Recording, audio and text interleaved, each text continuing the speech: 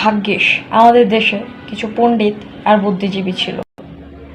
বুদ্ধিজীবী বলে বলা যাবে, বুদ্ধিবীজী ছিল, নাইলে আমি জানতেই পারতাম না আমি এত বড় পাওয়ারফুল একটা ব্যক্তিত্ব।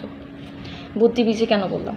কারণ তাদের হচ্ছে নিজের কোনো খাওয়া দাওয়া কাজকর্ম নাই, তারা অন্যের পিছনে লেগে থাকে, অন্যরা কী করতেছে না করতেছে সেটা দেখার জন্য, সমালোচনা করার জন্য তারা সবসময় ব্যস্ত থাকে। তাই তাদেরকে বুদ্ধিজীবী বলা যাবে না, তাদেরকে বলতে হবে বুদ্ধিবীজী।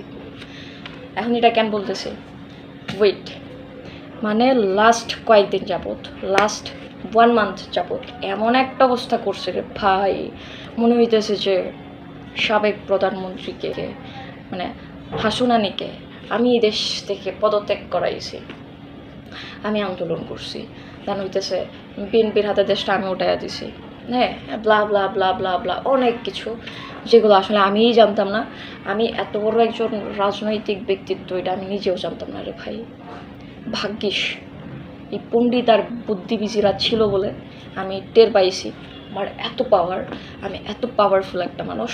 আমি দেশের সাবেক প্রধানমন্ত্রীকে পদত্যাগ করাইয়া দিয়েছি, হ্যাঁ, বিএনপির হাতে দেশ তুলে দিয়েছি।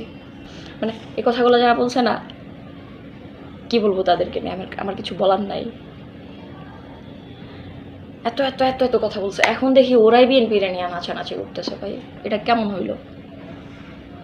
মানে এখন বলা যায় না তারা আসলে স্বার্থবাদী মানুষজন।